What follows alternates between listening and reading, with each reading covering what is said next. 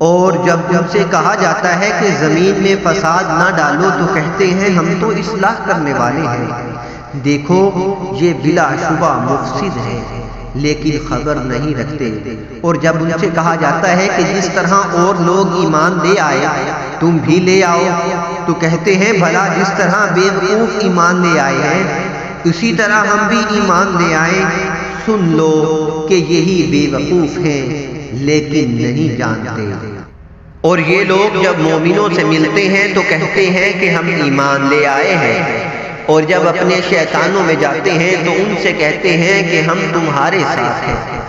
और मुसलमानों से तो हम हंसी किया करते हैं, उन मुनाफिकों से अल्लाह हंसी करता है और उन्हें मोहलत दिए जाता है कि शरारत और सरकशी में पड़े बहक रहे हैं।